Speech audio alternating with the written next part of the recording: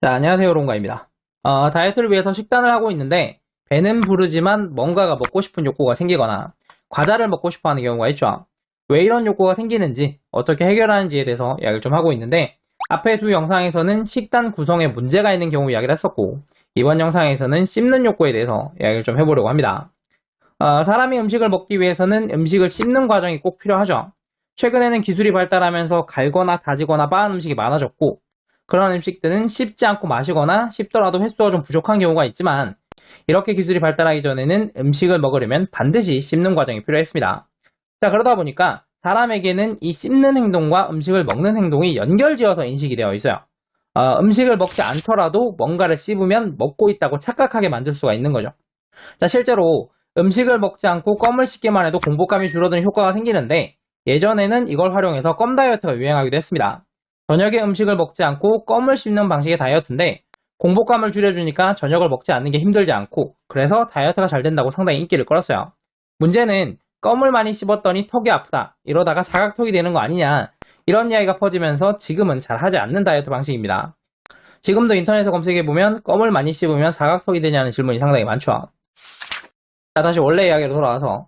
자, 그러니까 음식을 씹는 것과 먹는 게 연결되어 있기 때문에 먹지 않고 씹기만 해도 공복감이 줄어드는데 이걸 반대로 말하면 음식을 먹었지만 씹는 횟수가 부족하다면 만족감이 낮을 수도 있다는 얘기입니다. 실제로 한국에는 입이 심심하다는 말이 있죠. 배는 부르고 음식이 먹고 싶지는 않지만 뭔가가 씹고 싶다는 말입니다. 현재 우리가 주식으로 먹고 있는 음식은 대부분 가공된 음식이고 갈고 다지고 빻아서 만드는 가공된 음식은 많이 씹지 않아도 되니까 먹은 양에 비해서 씹는 횟수가 부족한데 이 부족한 씹는 횟수를 채우고 싶어하는 욕구예요. 이 욕구가 심해지게 되면 음식을 많이 먹고 싶거나 바삭한 과자가 먹고 싶게 됩니다.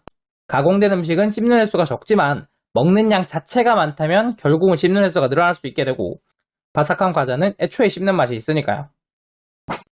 그런데 가공된 음식을 먹으면서 다이어트 하는 사람은 없잖아요. 다들 가공되지 않은 음식을 먹는데 그러면 씹는 욕구 채워지는 거 아니에요? 네, 그렇죠.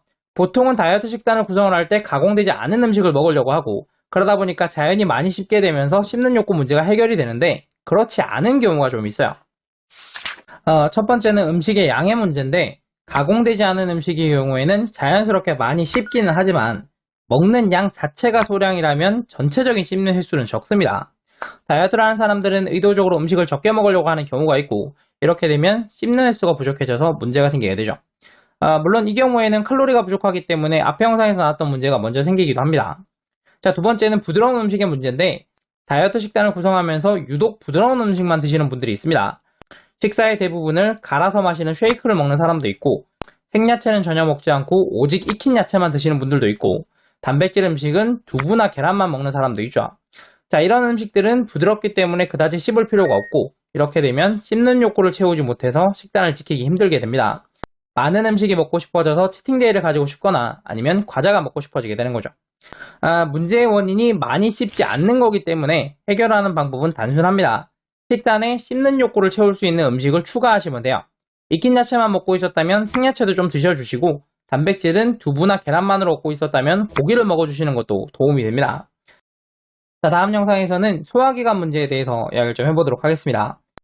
지금 화면에 영상이 두 개가 나오고 있을 텐데 다음 영상이 완성되면 오른쪽에 나오도록 해두겠습니다. 오른쪽에 있는 영상이 소화기관 문제에 대한 영상이 아니라면 아직은 만드는 중이니까 며칠만 좀 기다려 주시고요. 이번 영상이 도움되셨다면 구독과 좋아요 부탁드리고 저는 다음 영상으로 다시 돌아오겠습니다. 감사합니다.